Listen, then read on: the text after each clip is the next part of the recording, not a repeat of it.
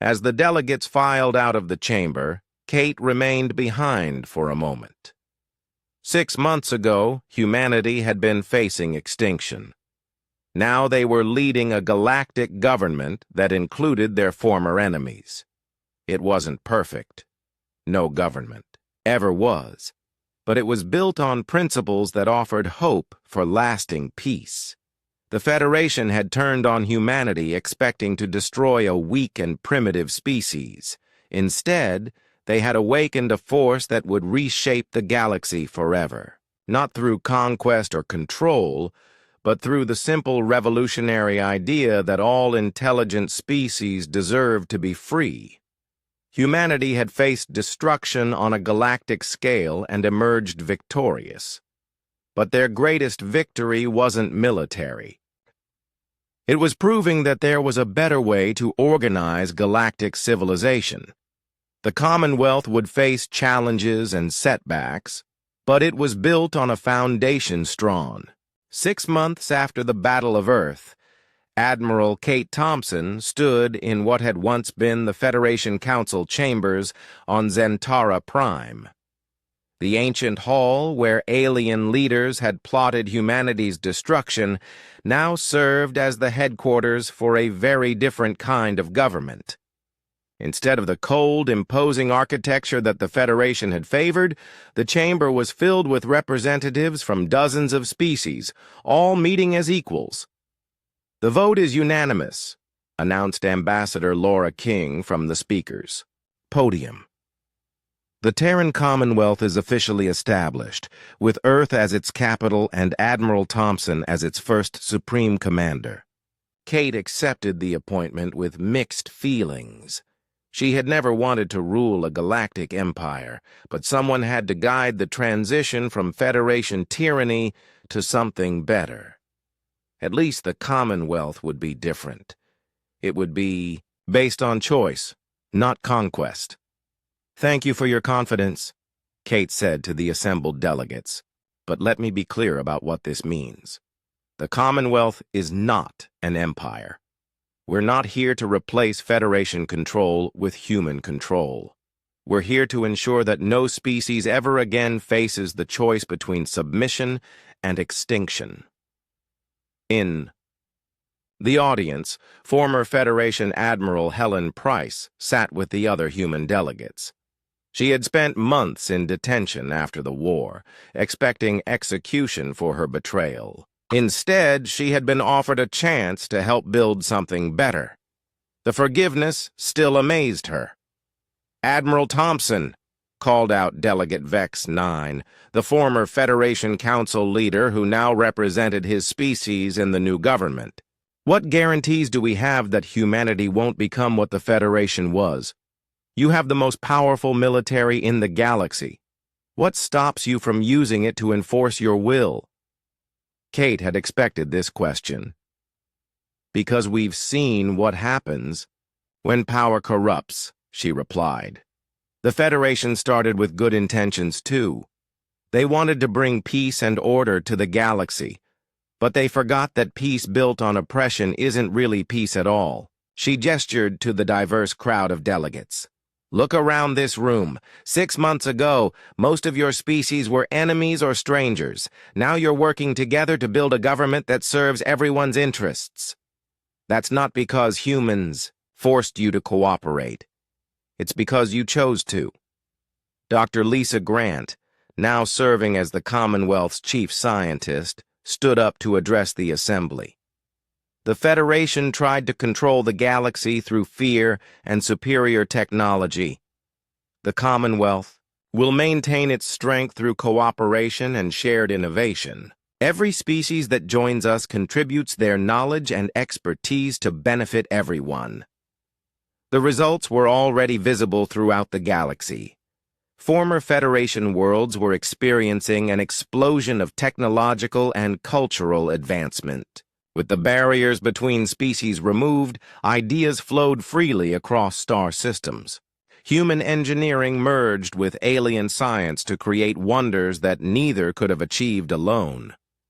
Captain Tony Walsh, now commanding the Commonwealth Defense Fleet, reported on military matters.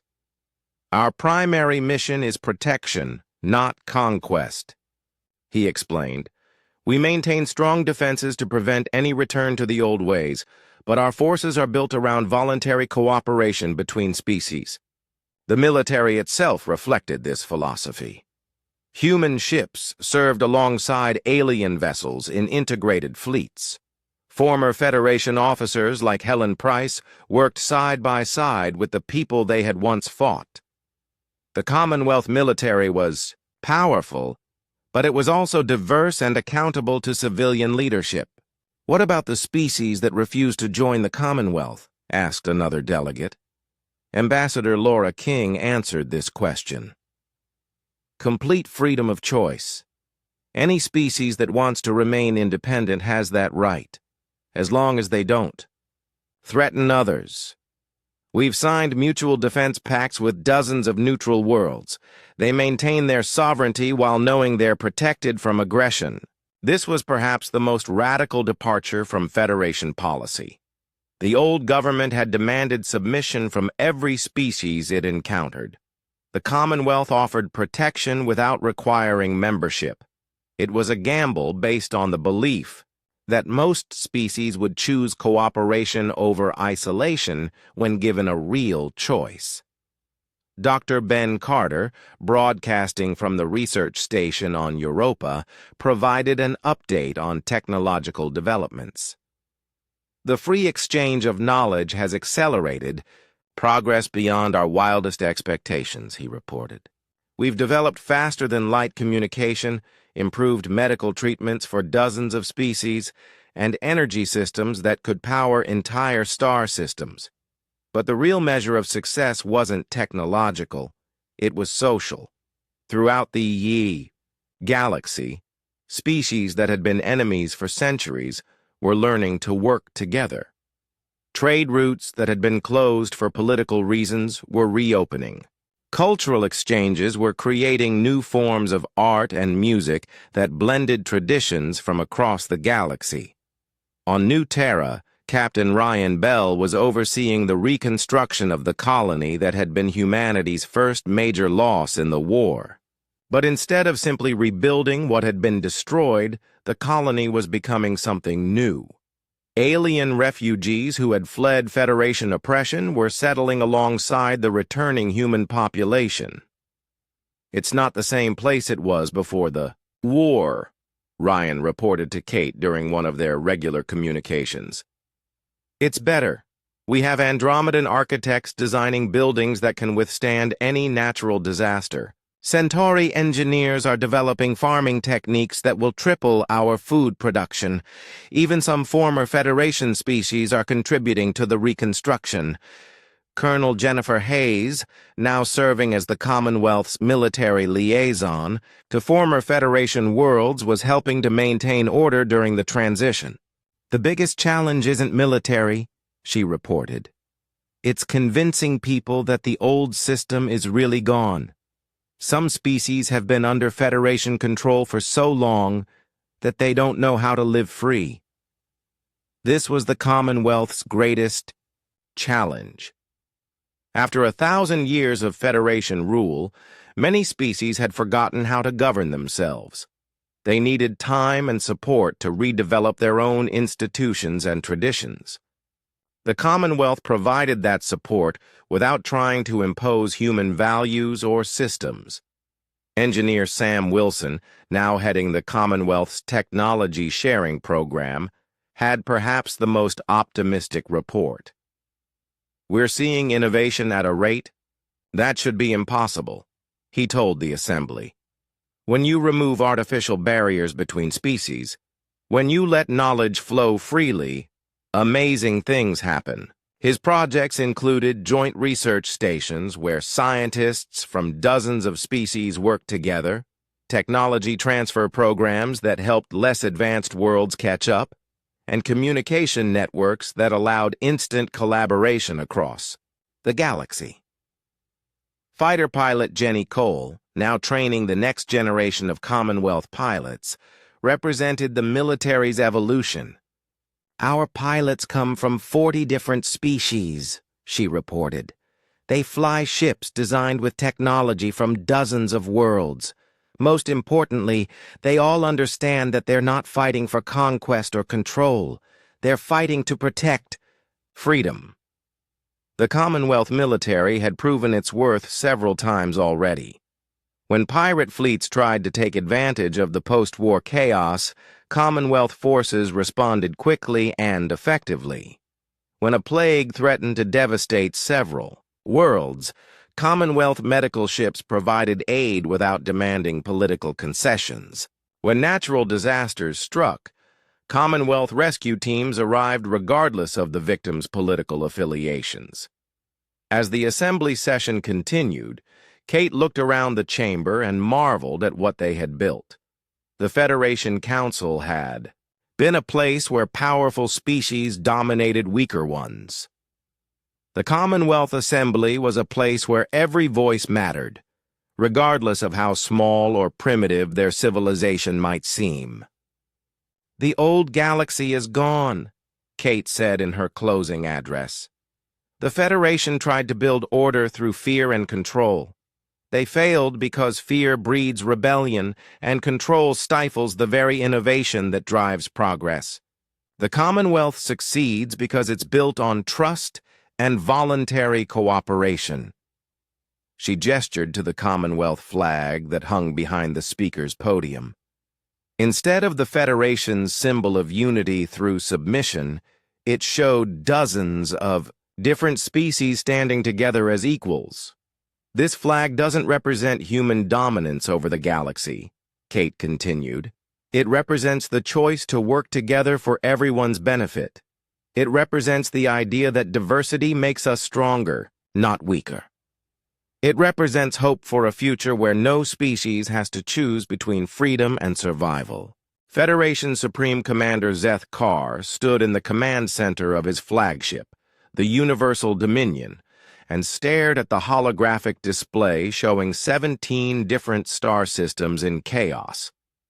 Half the Federation was in open rebellion. The other half was surrendering to human forces without a fight. His 1,000-year-old empire was crumbling, and it was all because of one primitive species from a backwater world. "Sir, we have confirmation," reported his aide, Commander Yix 4. "The Andromedans have officially withdrawn from the Federation. The Centauri Republic has declared neutrality. The Vegan Trade Union is actively supporting the humans." Zethkar closed his eyes and tried to control his rage. In 6 months, humanity had gone from defeated victims to galactic conquerors. Worse, they had done it without trying to build an empire. Instead, they were offering freedom to every species that joined them. It was everything the Federation was not. "How many ships do we have left?" Zethkar asked. 1,700 vessels across. "All classes," Yix 4 replied. "But many crews are requesting transfer to non-combat duties. Morale is at critical levels." Zethkar made his decision. The Federation was finished, but he could still save something from the wreckage.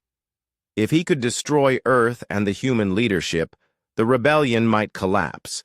Other species might return to Federation control rather than face chaos. "Gather every loyal ship in the galaxy," he ordered. "We're going to Earth. This ends now, one way or another." The news reached Admiral Kate Thompson within hours. Her intelligence network, now fed by defecting Federation officers, brought word that Zeth Carr was assembling the largest fleet in galactic history for a final assault on Earth. "How many ships?" Kate asked Commander Beth Cruz. 1,700 confirmed, possibly more, Beth replied. "Every Federation vessel that's still loyal to the old government. Dreadnoughts, cruisers, destroyers, support ships, it's everything. They have left." Kate looked at her own force dispositions. Humanity had grown strong, but not that strong. Even with their technological advantages, facing 1,700 ships would be the greatest challenge they had ever faced. "What about our allies?" Kate asked. The Andromedans are sending 200 ships, Beth reported. The Centauri Republic another 150. Various smaller species are contributing what they can. Total Allied force, about 600 vessels. Kate did the math. Even with allies, they would be outnumbered almost 2 to 1. The Federation ships were older and less advanced, but numbers still mattered in space combat. "Send word to Captain Steve Ross," Kate ordered. "Tell him to bring the new prototypes, all of them." Captain Steve Ross commanded humanity's most experimental warships. While the regular fleet used proven weapons and tactics, Steve's ships were equipped with technology that was still being tested. Weapons that existed only in theory. Defensive systems that pushed the laws of physics to their limits. "Admiral Thompson wants the prototypes?" Steve asked when he received the message. "All of them?" "Everything we've got," confirmed his communications officer. "The quantum lance, the reality disruptor, the probability engine. Even the ones that aren't supposed to work yet." Steve smiled grimly. "Then this really is the final battle." On Earth, Dr. Amy Clark was putting the finishing touches on humanity's most ambitious project yet. The Quantum Disruption Network was a series of devices placed throughout the solar system designed to interfere with the fundamental forces that held Federation technology together. "Are you sure this will work?" asked Dr. Mike Taylor as they made final adjustments to the primary control station. "Honestly? No," Amy replied. "The theory is sound, but we've never tested it on this scale. If it works, it will disable every Federation ship in the system. If it doesn't work, we're all dead anyway," Mike finished. The Federation fleet began arriving at the edge of the solar system in waves. First came the scouts and destroyers, testing human defenses, then the heavy cruisers, bristling with weapons that could level cities. Finally, the dreadnoughts themselves, massive ships that had enforced Federation rule for centuries. Supreme Commander Zeth Carr stood on his bridge and surveyed the human home system. Earth looked small and vulnerable, a blue marble surrounded by primitive space stations and defensive platforms. It was hard to believe that this tiny world had brought down his empire. "All ships, this is Supreme Commander Zeth Carr," he broadcast to his fleet. "Today we end the human threat once and for all. Show no mercy. Leave nothing alive." The human fleet moved to intercept them between Mars and Jupiter. Admiral Kate Thompson had positioned her forces carefully, using the asteroid belt and gas, giants' moons as cover. Every advantage she could gain would matter in the coming battle. "This is Admiral Thompson to all human and allied forces," she broadcast. "Today we fight not just for Earth, but for the future of freedom in this galaxy. The Federation wants to return to the old ways of oppression and control. We're going to show them that the galaxy has changed forever." The battle began with long-range exchanges as the two fleets closed distance. Federation particle beams met human kinetic weapons in brilliant displays of energy. Ships on both sides suffered damage, but the human technological advantages quickly became apparent. Dr. Amy Clark's quantum torpedoes phased through Federation shields like they weren't there. Captain Tony Walsh's dreadnoughts moved faster than ships their size should be able to, appearing where the enemy didn't expect them. Most importantly, the human fleet fought with a coordination that seemed impossible given their chaotic tactics. "How are they doing that?" demanded Zeth Carr as he watched human ships move in perfect synchronization while appearing to act independently. "Their communication systems are completely different from ours," his tactical officer reported. "Instead of centralized command, each ship seems to know what all the others are doing. It's like they're all connected somehow." Zethkar didn't understand that humans had learned to fight as a collective consciousness while maintaining individual initiative. Every human ship captain knew the overall battle plan and could adapt their role without waiting for orders. It was military evolution in action. Captain Steve Ross brought his experimental ships into the battle at the crucial moment. The Quantum Lance fired a beam that simply erased a Federation dreadnought from existence. The reality disruptor created pockets of space where the laws of physics worked differently, trapping enemy ships in impossible situations. The probability engine somehow made enemy weapons miss their targets while ensuring that human shots always found their mark. "What kind of weapons are those?" Zethkar asked in growing panic. "Unknown, sir," his science officer replied. "Our sensors can't even determine how they function. It's like they're using principles that shouldn't be possible." The Federation fleet was being systematically destroyed by weapons they couldn't understand, tactics they couldn't counter, and an enemy that seemed to know their every move before they made it. Ships that had enforced galactic law for centuries were being torn apart by a species that had only known about space travel for a few hundred years.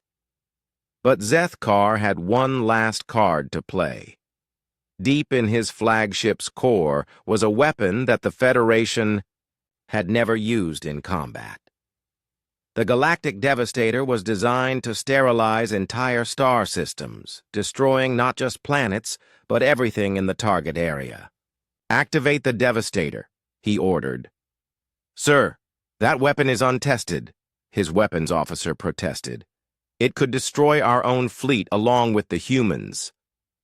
"Better that than letting them win," Zethkar replied. The massive weapon began charging, drawing power from the flagship's reactor and the fusion cores of nearby ships. Energy readings spiked throughout the system as the Federation prepared to unleash devastation on a scale the galaxy had never seen. That's when Dr. Amy Clark activated the Quantum Disruption Network. The effect was instantaneous and overwhelming. Across the solar system, Federation technology simply stopped working. Ships that had been firing weapons found their systems dead. Shields collapsed. Engines shut down. Communication arrays went silent. The Galactic Devastator, halfway through its charging cycle, suffered a catastrophic overload. Instead of firing outward at Earth, it turned its energy inward, tearing the Universal Dominion apart from the inside. Supreme Commander Zethkar's last thought as his flagship exploded around him was that the humans had done the impossible once again. They had defeated not just his fleet, but the very technology that the Federation was built on. Admiral Kate Thompson watched the Federation fleet drift helplessly in space, their crews alive, but their ships completely disabled. The most powerful military force in galactic history had been neutralized by a weapon that didn't destroy anything. It just made their technology forget how to work. "This is Admiral Thompson to all Federation vessels," she broadcast. "Your war is over. Surrender now, and your crews will be treated with honor. Continue fighting and face the consequences." Across the scattered Federation fleet, ship after ship transmitted surrender signals. The 1,000-year-old empire that had ruled the galaxy through fear and force had finally met an enemy it couldn't defeat. Humanity had won the war. Now they would have to decide what to do with their victory. In the emergency session of the Federation Council, panic filled the ancient chamber. Council leader Vex 9 stared at reports that seemed impossible to believe. In just 2 months, the Federation had lost control of 40 star systems. Human forces were advancing on multiple fronts, and alien worlds were surrendering without a fight. "How did this happen?" Vex 9 demanded. "We had overwhelming superiority in numbers and technology." Admiral Helen Price stood before the council, no longer the confident traitor who had started this war. "The humans aren't fighting the way we expected," she admitted. "They ignore our tactical doctrine. They use weapons we can't counter. They turn our own technology against us." Scar 3, the reptilian delegate, leaned forward aggressively. "Then we use the ultimate solution. Deploy the planet-killer weapons. Against Earth! End this war before it spreads further!" The council chamber fell silent. Planet-killer weapons were the Federation's last resort, designed to crack worlds open and destroy all life on them. They had only been used 3 times in galactic history against species that had committed unforgivable crimes. "The political consequences will be severe," warned Delegate Nix II. "Many member species already question this war. If we destroy Earth, we may face a general rebellion." "Better a rebellion than defeat," Scar 3 replied. "If humanity wins this war, our entire civilization will collapse. They have shown that our military supremacy is a lie. Other species will follow their example." The debate raged for hours, but fear won in the end. The Federation Council voted to authorize the use of planet-killer weapons against Earth and the remaining human colonies. It was genocide, but they called it necessary for galactic stability. The order was transmitted to Fleet Admiral Kex 9, commander of the Federation's most powerful battle group. His fleet of 17 dreadnoughts and supporting vessels began, moving toward the Sol system, carrying weapons that could destroy worlds. But the Federation had forgotten that humanity now had access to their communication networks. Commander Beth Cruz intercepted the orders within hours of their transmission. "Admiral, we have a priority alert," Beth reported to Kate Thompson. "The Federation is sending a planet-killer fleet to Earth. Estimated arrival in 72 hours. Kate felt ice in her veins. Earth was humanity's home world, where billions of people lived their daily lives unaware that alien weapons were coming to end everything they had ever known. "How many ships?" Kate asked. 17 heavy dreadnoughts plus escorts," Beth replied. "It's the largest fleet the Federation has ever assembled." Kate looked at the tactical display showing her own forces. Humanity had grown stronger, but they still couldn't match the Federation's numbers in a direct confrontation. She would need to be creative.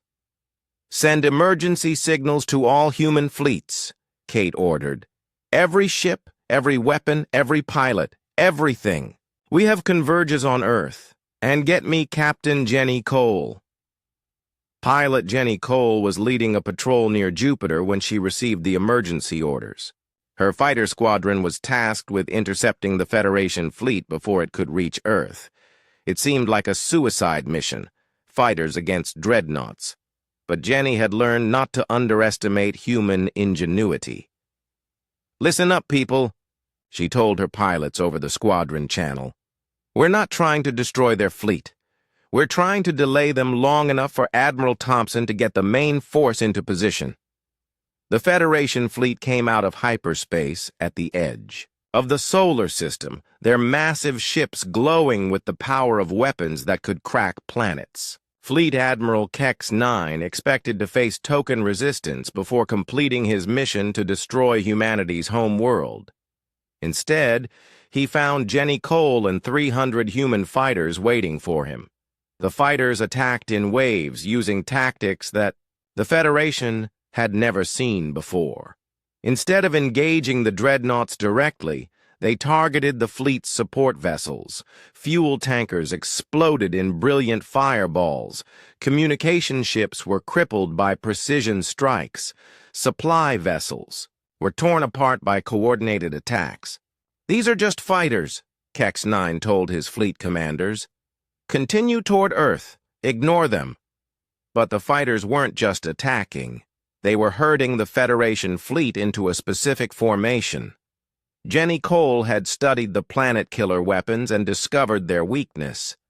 The massive weapons drew power from all 17 dreadnoughts working together. If the ships were separated, the weapons couldn't function. Pattern 7, Jenny transmitted to her pilots. Force them to spread out. The fighters attacked from multiple directions, forcing the Federation ships to break formation to engage them. What looked like desperate attacks were actually carefully planned maneuvers designed to disrupt the enemy's coordination. Meanwhile, Admiral Kate Thompson was executing the largest military operation in human history. Every available ship was converging on Earth from across the galaxy. The new dreadnoughts led the charge, followed by cruisers, destroyers, and even converted civilian vessels carrying weapons. On Earth's surface, Ambassador Laura King was working on a different kind of warfare. She was broadcasting to every alien species in the galaxy, revealing the truth about the Federation's actions. "The Federation is about to commit genocide," she announced in her transmission. "They are sending planet-killer weapons to destroy Earth and everyone on it. This is not about military necessity. This is about fear. They are afraid that other species will follow humanity's example and demand freedom." Laura's message was picked up by news networks across the galaxy. On dozens of worlds, alien civilians watched in horror as they learned what their governments were planning to do. Protests began on Federation worlds. Some alien fleets declared neutrality, others openly defected to the human side. The political situation was falling apart, but Fleet Admiral Kex 9 had his orders. He pushed his fleet toward Earth, despite the fighter attacks, determined to complete his mission before human reinforcements could arrive. That's when Admiral Kate Thompson sprung her trap. The human fleet didn't try to engage the Federation ships in traditional combat. Instead, they used the same tactics that had been working throughout the war. Dr. Amy Clark's quantum torpedoes phased through Federation shields. Sam Wilson's computer viruses crashed alien systems. Captain Tony Walsh's dreadnoughts used their superior speed to attack and withdraw before the enemy could respond. Most importantly, the human fleet fought as individuals rather than a coordinated formation. When Federation weapons targeted one ship, 5 others attacked from different directions. When alien commanders tried to predict human movements, the humans changed tactics completely. "Their fleet is chaos," complained one of Kex 9's captains. "They have no formation, no coordination, no discipline." "And it's working," Kex 9 admitted grimly. His massive fleet was being picked apart by an enemy that refused to fight by civilized rules. The battle raged across the solar system. Federation ships found themselves fighting among the asteroid belt, around Jupiter's moons, and in the space between Mars and Earth. Everywhere they turned, human ships appeared out of nowhere, attacked, and vanished again.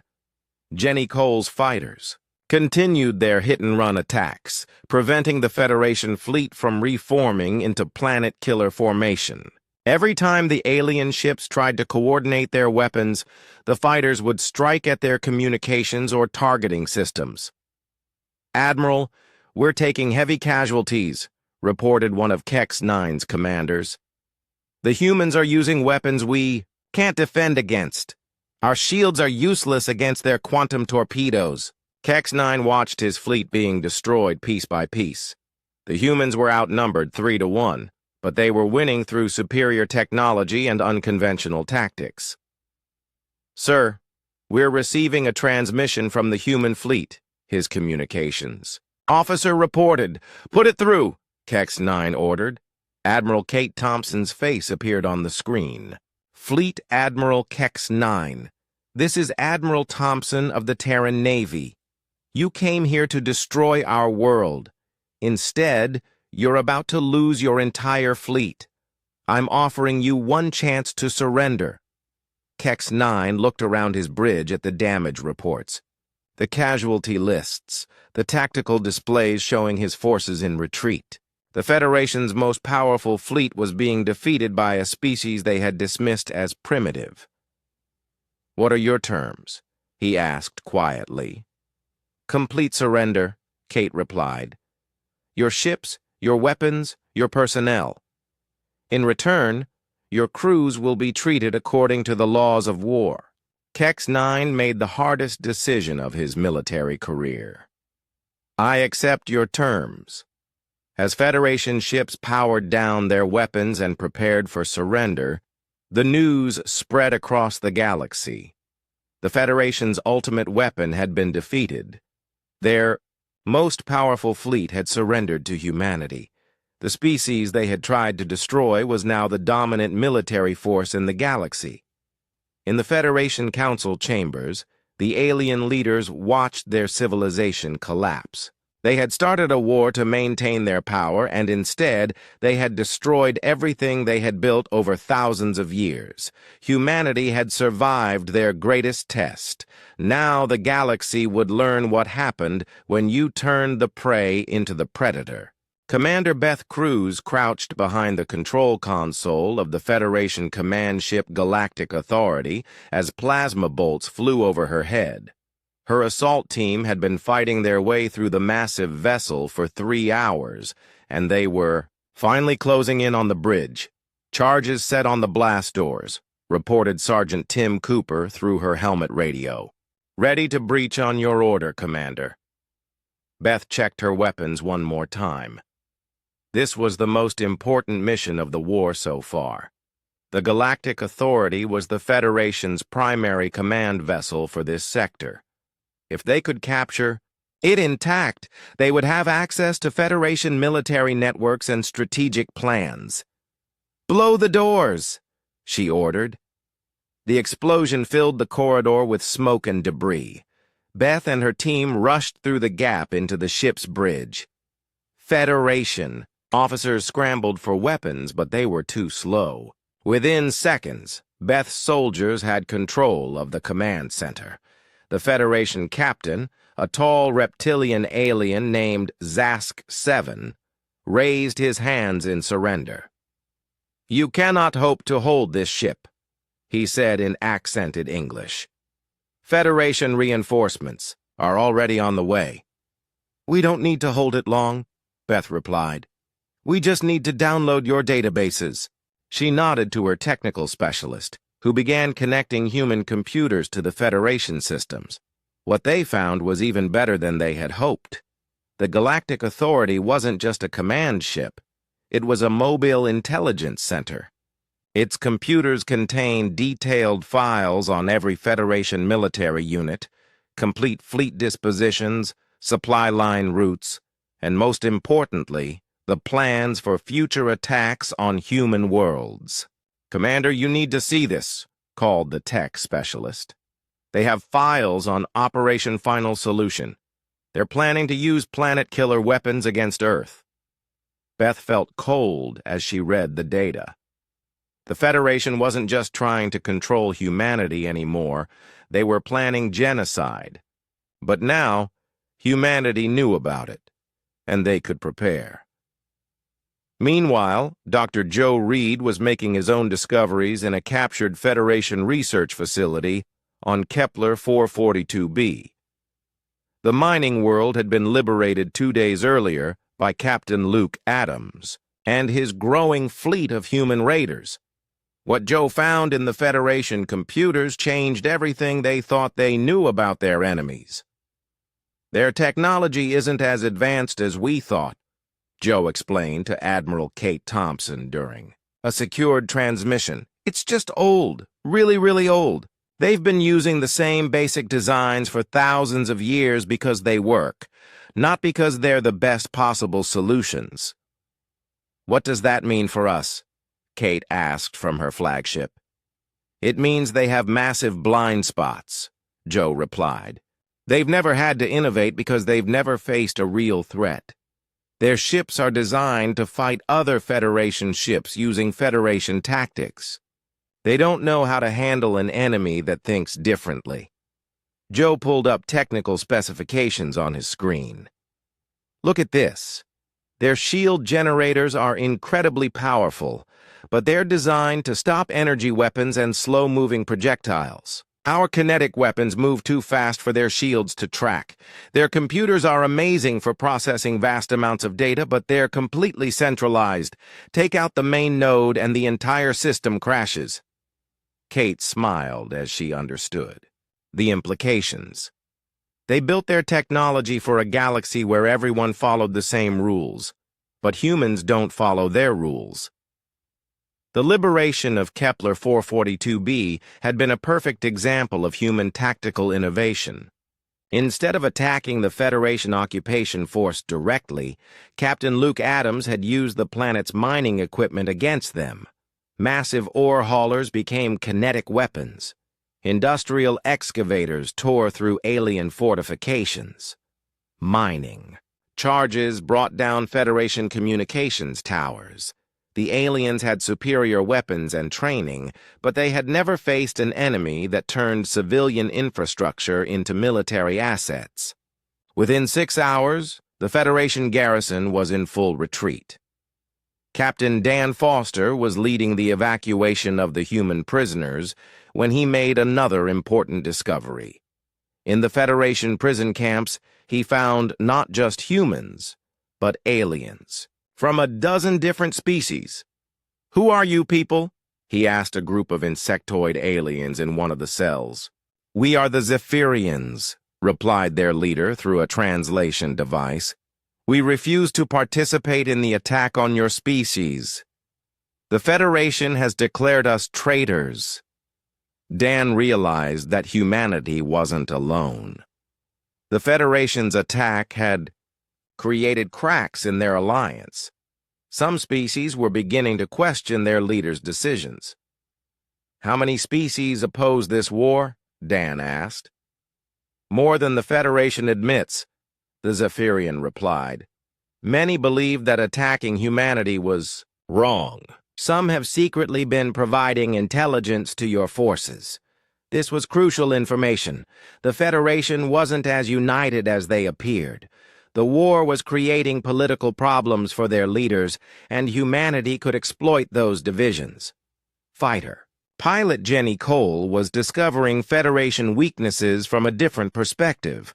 Her squadron had been testing the new human fighter designs against Federation interceptors, and the results were encouraging. "Their pilots are good, but they fight like machines," she reported after her latest engagement. "They follow standard procedures and predetermined attack patterns. They can't adapt when we do something unexpected." Jenny's squadron had developed new tactics that took advantage of this rigidity. Instead of engaging in traditional dogfights, they used hit-and-run attacks, ambushes, and coordinated strikes that confused Federation pilots. The aliens were skilled, but they had been trained to fight predictable enemies. "We shot down 15 of their fighters without losing a single pilot," Jenny continued.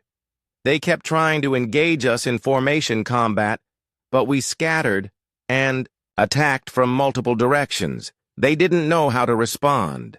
The tide of the war was shifting as humanity learned to exploit every Federation weakness. Dr. Amy Clark's new weapons were proving devastatingly effective. Sam Wilson's computer viruses were disrupting Federation communications. Intelligence from captured ships was revealing enemy plans before they could be executed. Most importantly, humanity was learning that their enemies weren't invincible. The Federation had advantages in numbers and raw firepower, but they also had disadvantages that could be exploited. They were predictable, inflexible, and overconfident. Admiral Kate Thompson stood on the bridge of her flagship and watched the tactical display show the changing balance of power. Red markers showed Federation positions, but they were surrounded by increasing numbers of blue markers representing human forces. "Status report," she ordered. 12 Federation worlds have declared neutrality," reported her intelligence officer. 6 alien species have withdrawn their fleets from combat operations. Federation supply lines are under constant attack and their communication networks are compromised. Kate nodded with satisfaction. And our own forces? Growing stronger every day. Captain Tony Walsh reports that the new dreadnoughts are ready for major operations. Captain Luke Adams has liberated 4 more human colonies. Commander Beth Cruz's intelligence operations have provided us with complete Federation battle plans for the next 3 months. Kate looked at the star map showing the Federation's territory. A few weeks ago, it had seemed impossible to defeat. Such a massive alliance, now she could see paths to victory opening up across dozens of star systems. Send a message to all human forces, Kate ordered.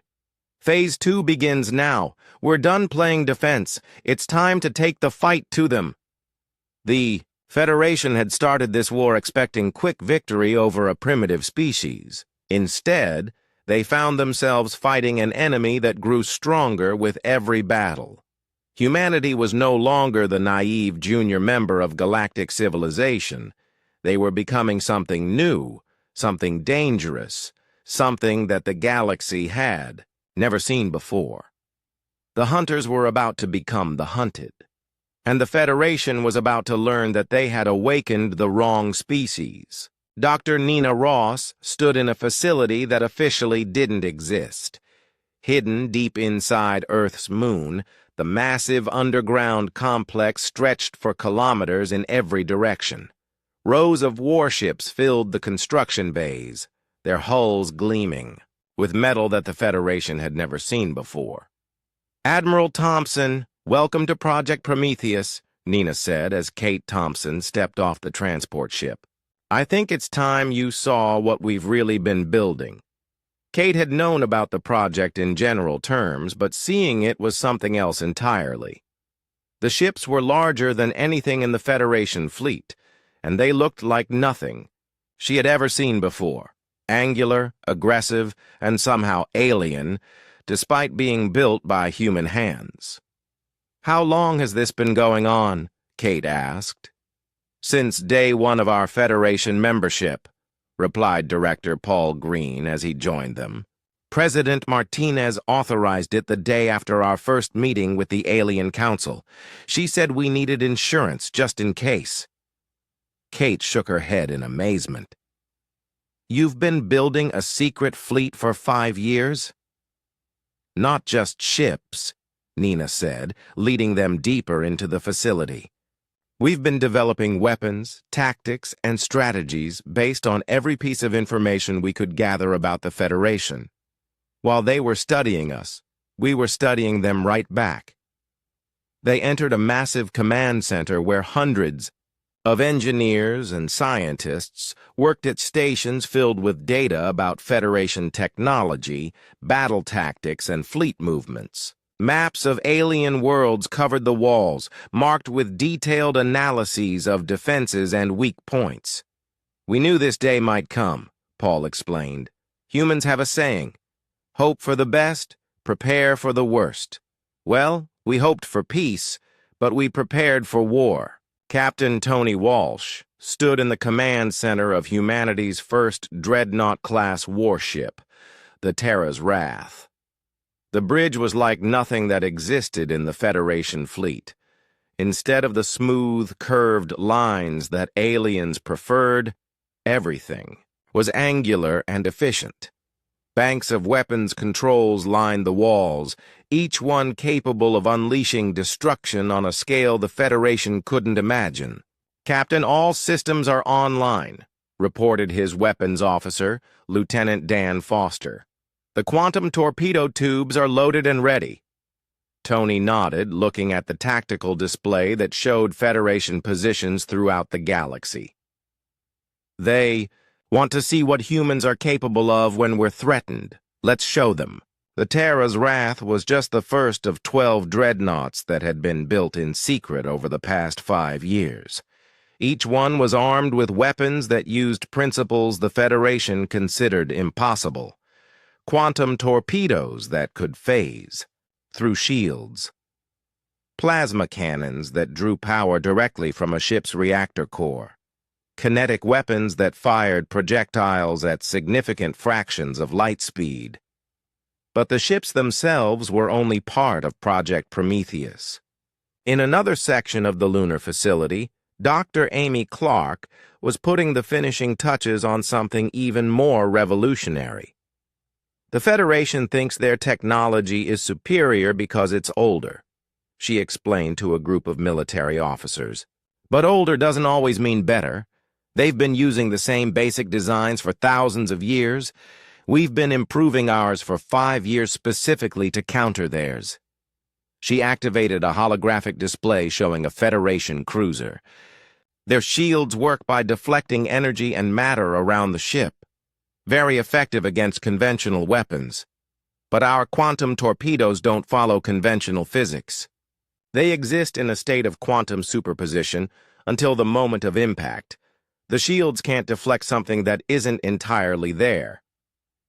Colonel Jennifer Hayes, who had escaped from New Terra and made it back to Earth, studied the weapon specifications.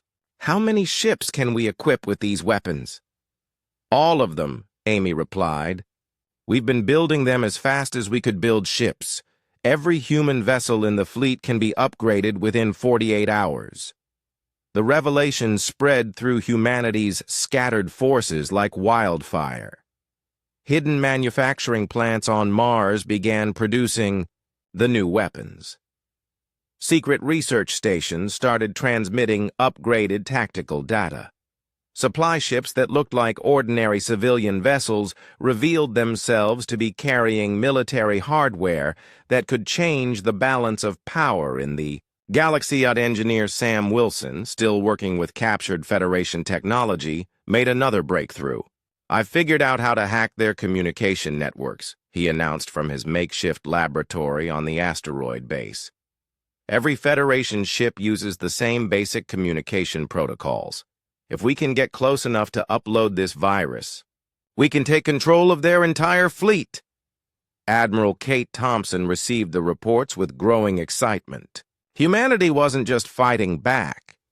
They were fighting back with weapons and strategies that the Federation couldn't counter because they didn't even know they existed. How many people knew about Project Prometheus? She asked Director Paul Green during a secure communication. Maybe 1,000 spread across dozens of facilities, Paul replied. Everyone thought they were working on separate research projects. Only a few of us knew the full scope. Kate felt a surge of respect for the human leaders who had planned this. They had kept humanity's greatest secret for 5 years, building an entire military-industrial complex in the shadows while maintaining the appearance of peaceful cooperation with the Federation. On the bridge of the Terra's Wrath, Captain Tony Walsh was ready to test humanity's new weapons in combat. Federation patrol ships had been hunting human vessels near the Vega system. It was time to turn the hunters into the hunted. "All stations, battle alert," Tony announced. "We're about to show the Federation what human engineering can really do." The Terra's Wrath dropped out of hyperspace right in the middle of a Federation patrol fleet.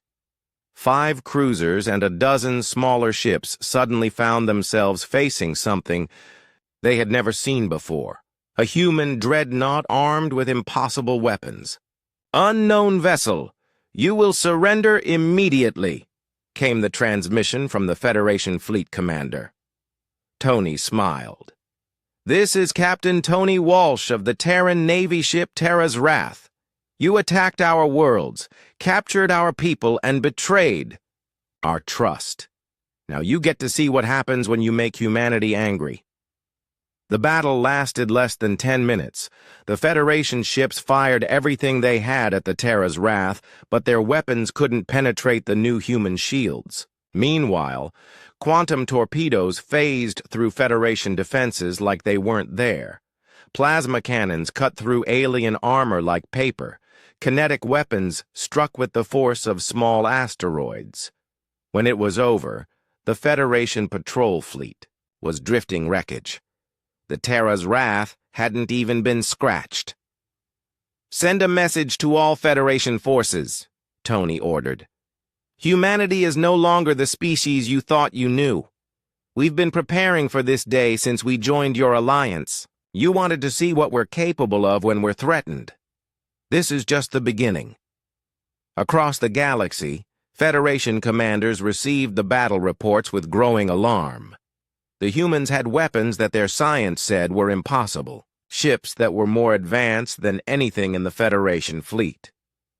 Most terrifying of all, they had been planning this for years while pretending to be naive newcomers to galactic civilization. In the Federation Council chambers, the alien leaders, emergency session was filled with panic and confusion. "How is this possible?" demanded Council Leader Vex 9. "Our intelligence reports said humans were technologically inferior." Admiral Helen Price looked pale and shaken. "They were hiding their true capabilities. While we were studying them, they were studying us and building weapons specifically designed to counter our technology." "How many ships do they have?" asked Scar 3. "We don't know," Helen admitted. "Our estimates were based on what they allowed us to see. Their real fleet could be 10 times larger than we thought." The Federation was beginning to realize that they had made a terrible mistake. They had attacked what they thought was a weak, naive species. Instead, they had declared war on an enemy that had been preparing for this exact scenario for 5 years. Humanity's hidden arsenal was about to reshape the balance of power in the galaxy, and the Federation was about to learn that sometimes the prey becomes the predator. Admiral Kate Thompson floated in zero gravity in the command center of her flagship, the Earth's Pride.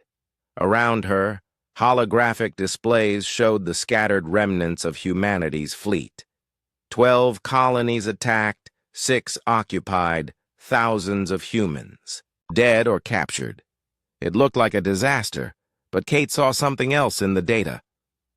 "Report, Commander," she said to her aide, Commander Beth Cruz. 43 ships made it out of the initial attacks," Beth reported. "We lost 18 ships, but we saved most of the crews. Captain Ryan Bell and his people are in Federation prison camps, but they're alive." Kate nodded. The Federation could have killed everyone, but they chose to capture instead. That told her something important about their plans. They wanted to control humanity, not destroy them. That was their first mistake. "Where are we on the rendezvous?" Kate asked. "All surviving ships are heading for the Tau Ceti asteroid field. As planned," Beth replied. "We should have everyone together within 6 hours."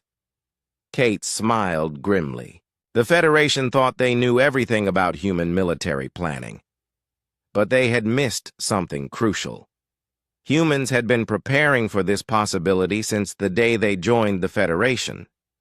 Not because they expected betrayal, but because humans always plan for the worst-case scenario. Deep in the asteroid field, humanity's scattered fleet began to gather. Ships limped in with battle damage and exhausted crews. But they came together with determination and anger that surprised even Kate. General Alex Hayes appeared on the main screen, transmitting from the surface of Mars. "Admiral, ground forces are ready.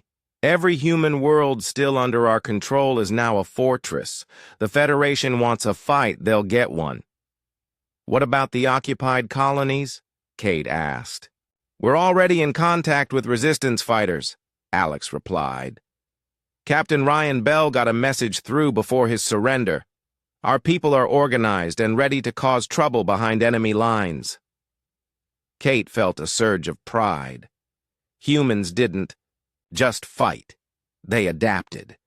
The Federation had hit them hard, but humanity was already learning, already changing, already becoming something their enemies hadn't planned for. On the asteroid mining station, Series 7, Dr. Amy Clark was working on, something that would change everything. She had been studying Federation technology for years, supposedly as part of peaceful cooperation. Now she was using that knowledge for a very different purpose. "I think I've got it," she told her team. "Federation shield technology works on a rotating frequency pattern. If we can predict the pattern, we can punch right through their defenses." Her assistant, Dr. Mike Taylor, looked at the data. "Amy, this is brilliant. But how do we get this information to our ships in time?" "We don't wait for them to come to us," Amy replied. "We take it to them." Captain Luke Adams was already putting that philosophy into action. His ship, the Defiance, was smaller and faster than Federation cruisers. He used those advantages to hit Federation supply convoys and disappear before they could respond. "Target their engines, not their weapons," Luke told his crew as they approached another convoy. "We want them stranded, not dead. Dead enemies can't tell us their plans." The attack was swift and precise. Luke's ship appeared out of nowhere, disabled 3 Federation transports, and vanished back into hyperspace before the escort ships could react. Behind them, the transports drifted helplessly, their crews alive but their supplies scattered across space. Engineer Sam Wilson was having the time of his life. He stood in the cargo bay of the captured Federation transport ship Galactic, Dawn surrounded by alien technology that he was taking apart piece by piece. "This is incredible," he told his team. "Their computers are more advanced than ours, but they're completely dependent on central networks. Cut the connection and the whole system shuts down." "Can we use that against them?" asked technician Laura Green. "Better than that," Sam replied. "We can turn their own technology against them. Every Federation ship has these computers. If we can get access to their network, we can control their entire fleet." Back in the asteroid field, Admiral Kate Thompson was putting together the pieces of humanity's response. Reports came in from across human space: resistance fighters on occupied worlds, successful raids on Federation supply lines, breakthrough discoveries about alien technology. The Federation had expected humanity to surrender or die fighting hopelessly. Instead, humans were doing what they did best. They were learning, adapting, and turning their enemies' strengths into weaknesses. "Admiral, we're getting reports from our agents in Federation space," Commander Beth Cruz reported. "The alien governments are confused. They expected this to be over quickly." Kate looked at the tactical display.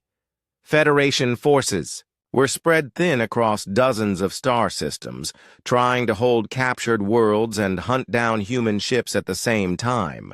They had the numbers, but humans had something more valuable. They had purpose. "Send a message to all human forces," Kate ordered. "The Federation thinks they know us. They think they can predict us. They're about to learn how wrong they are." Occupied New Terra, Captain Ryan Bell sat in his prison cell and smiled. The Federation guards thought he was broken, but they didn't understand humans very well. Through a network of tapped communications and secret messages, Ryan was coordinating with resistance cells across the colony. Colonel Jennifer Hayes had escaped the initial capture and was now leading a guerrilla war in the colony's underground tunnels. Every day, Federation patrols disappeared. Every night, their communication arrays were sabotaged. The aliens had captured the colony, but they couldn't control it. Dr. Ben Carter, broadcasting from a hidden transmitter on Europa, was sharing everything he had learned about Federation capabilities with human forces. His intelligence reports were helping human ships avoid Federation traps and find their weak points. "They're not invincible," he transmitted to the hidden human fleet. "They're powerful, but they depend too much on their technology. Take away their computers, and they're just scared aliens who bit off more than they can chew. The Federation had made their move expecting quick victory. Instead, they found themselves fighting an enemy that refused to stay defeated. Every human world they attacked became a source of resistance. Every human ship they chased became a weapon turned against them. Every piece of human technology they captured became a tool for humanity's revenge. In the Federation Council chambers, the alien leaders were beginning to worry. Admiral Helen Price stood before them, no longer looking confident. "The human resistance is stronger than expected," she reported. "They're using tactics we didn't prepare for. They're adapting faster than our models predicted." Council Leader Vex 9 leaned forward with concern. "How is this possible? We studied them for years." "We studied human military doctrine," Helen replied, "but we didn't study human nature. When humans are betrayed, when they're angry, they become something different, something dangerous. The Federation was about to learn that they had awakened something they couldn't control." Humanity was no longer the naive junior species that had joined the galactic community 5 years ago. They were becoming something new, something harder, something that would not rest until the betrayal was answered. The galaxy was about to discover what happened when you turned on humanity, and it wasn't going to like the answer. Captain Ryan Bell was drinking his morning coffee when the alarm started screaming across New Terra Colony. The peaceful morning turned into chaos in seconds as red lights flashed throughout the command center. "Captain, we have multiple contacts. Dropping out of hyperspace," his communications officer shouted over the noise. "Federation ships, sir. Hundreds of them." Ryan dropped his coffee cup and ran to the main display. The screen showed more ships than he had ever seen in one place. Cruisers, destroyers, and massive dreadnoughts filled the space around New Terra. These weren't patrol ships or diplomatic vessels. These were warships, and they were taking attack positions. "Sir, we're receiving a transmission," the communications officer said. "Put it through," Ryan ordered.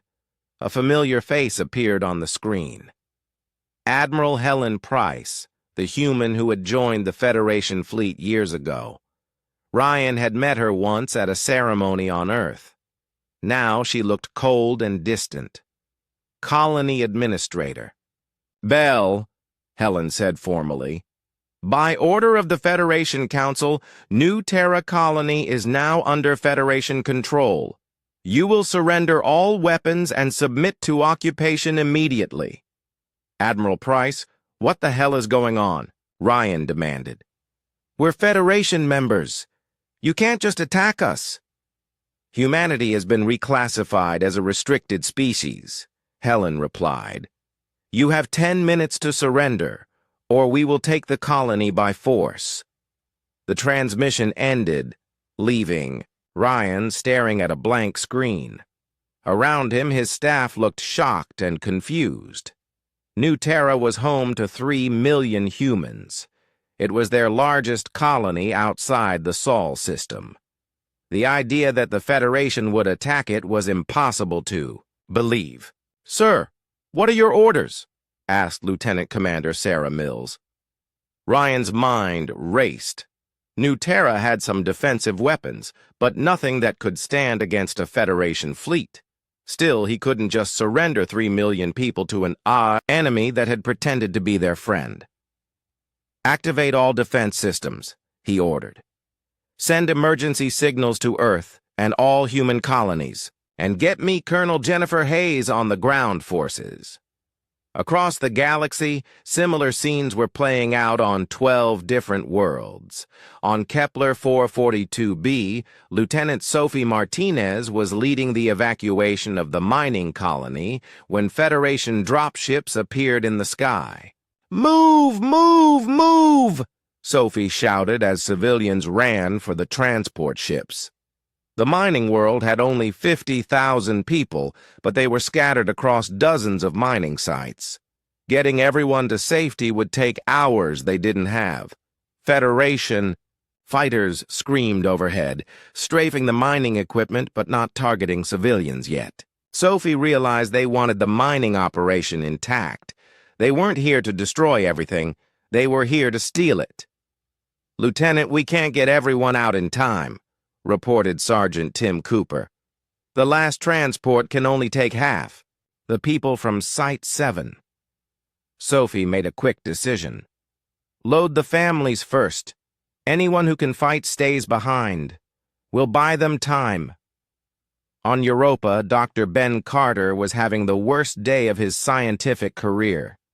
The research station where he worked had been monitoring Federation communications as part of their regular duties. What he had discovered made him sick to his stomach. "They've been planning this for months," he told his assistant, Dr. Rachel Stone, as they watched the data streams. "Look at these movement orders, these supply requests, these communication patterns. The Federation has been moving ships and resources into position around every human world." Rachel stared at the data in horror. "Ben, look at this. They've been recording everything. Every meeting we've had with them, every technology we've shared, every tactical discussion, they've been storing it all." Ben felt cold as the truth hit him. "They've been studying us, learning how we think, how we fight, how we make decisions. Every cultural exchange, every diplomatic mission, every shared research project, it was all intelligence gathering. We trusted them," Rachel said quietly. "We thought they were our friends." "We were fools," Ben replied. "And now we're paying for it." The attack on New Terra lasted 6 hours. Captain Ryan Bell and his people fought harder than anyone expected. The colony's defensive weapons, designed to protect against pirates, managed to damage 3 Federation cruisers before being destroyed. Colonel Jennifer Hayes led ground forces in a fighting retreat through the city, making the Federation pay for every block. But the outcome was never in doubt.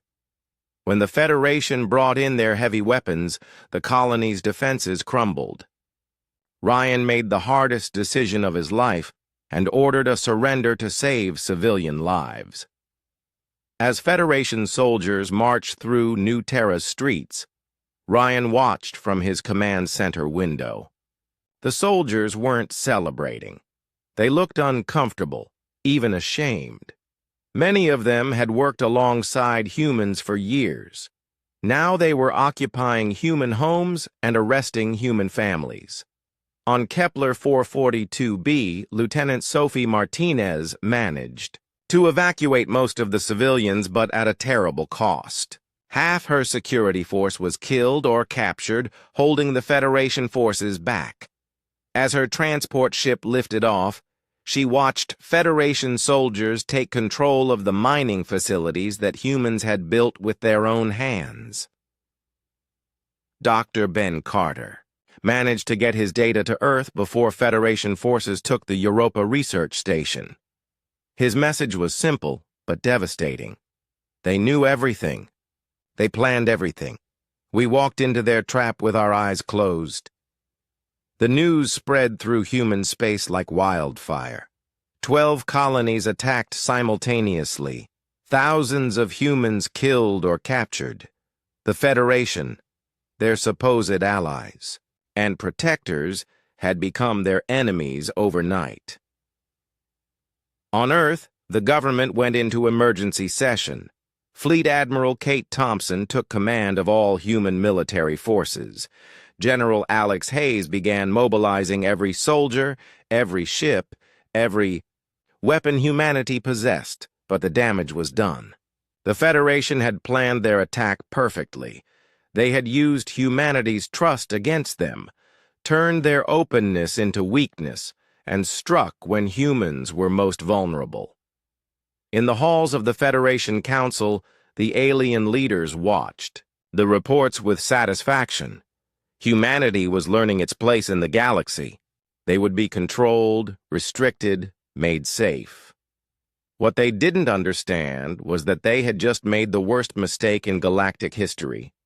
They had attacked a species that never forgot a betrayal and never forgave an enemy.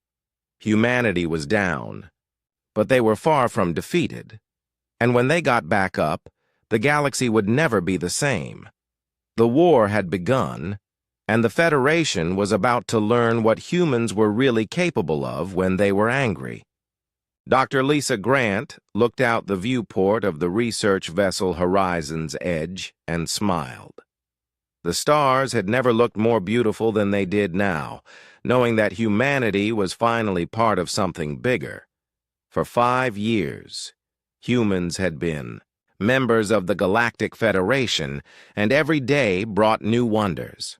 Today was special because they were heading to Zentara Prime, the Federation's capital world, for the annual science conference. Commander Jake Morrison walked up beside her, holding 2 cups of coffee. "Nervous about your presentation?" he asked, handing her one of the cups. Lisa shook her head. "Excited, actually. The Federation scientists are going to love our new quantum drive designs. We might be the newest members, but we're really contributing something valuable." Jake nodded. Humanity had surprised everyone with how quickly they adapted to galactic society. Human technology was different from alien tech, but it worked just as well, sometimes better. Human art, music, and culture had become popular across dozens of worlds. Most importantly, humans got along with almost every species they met. "Captain, to the bridge," came the voice over the ship's speakers. "We're approaching Zentara Prime." The planet filled their view as they got closer. Zentara Prime was massive, with 3 moons and cities that sparkled like jewels across its surface. Ships from hundreds of different worlds came and went from the orbital stations. Lisa had visited twice before, but the sight still took her, breath away. On the planet's surface, Ambassador Carl Davis was having a very different kind of meeting. He sat in the Federation Council chambers, but something felt wrong. The usual friendly atmosphere was missing. The alien delegates looked serious, almost hostile. "Ambassador Davis," said Council Leader Vex 9, a tall blue creature with 4 arms. "We need to discuss humanity's future in the Federation." Carl felt his stomach drop. "Is there a problem? Humanity has followed every Federation law and regulation.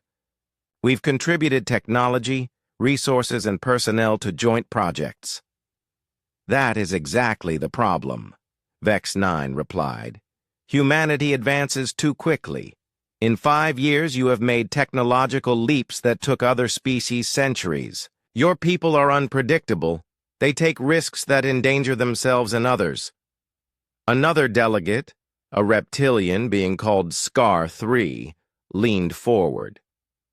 "Your species shows aggressive tendencies. You compete too much. You question authority, too, often. These are dangerous traits."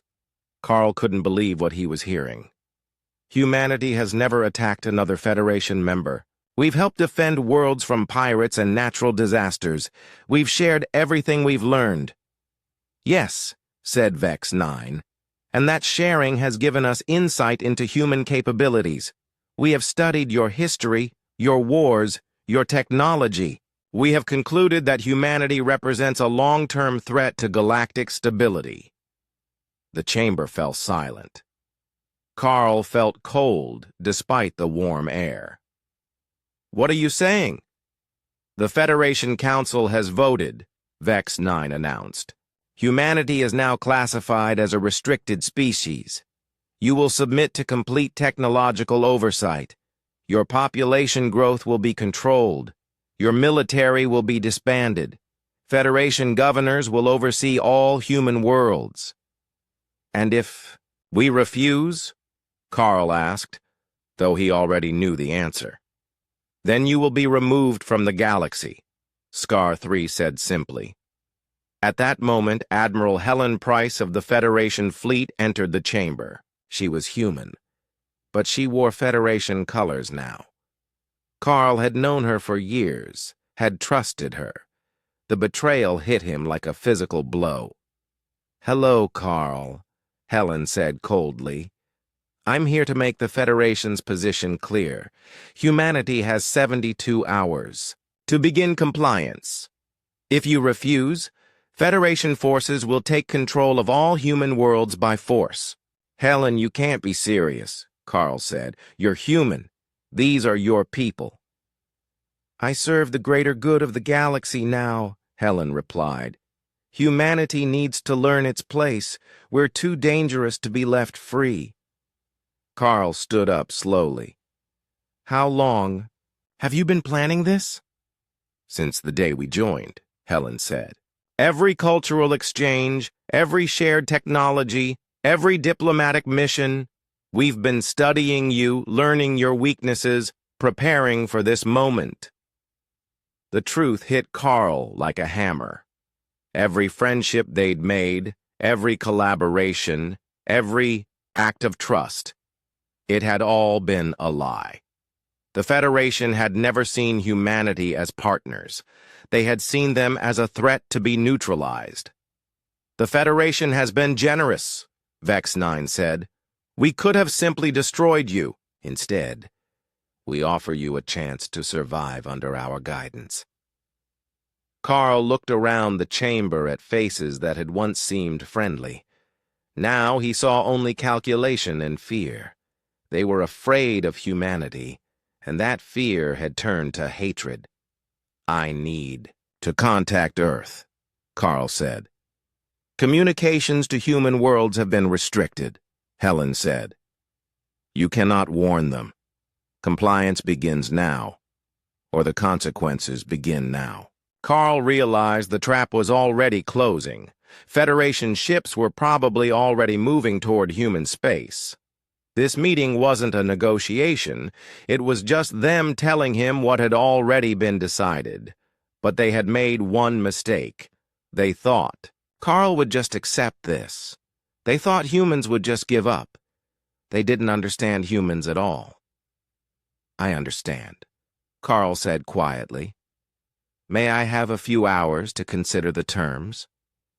6 hours, Vex 9 said.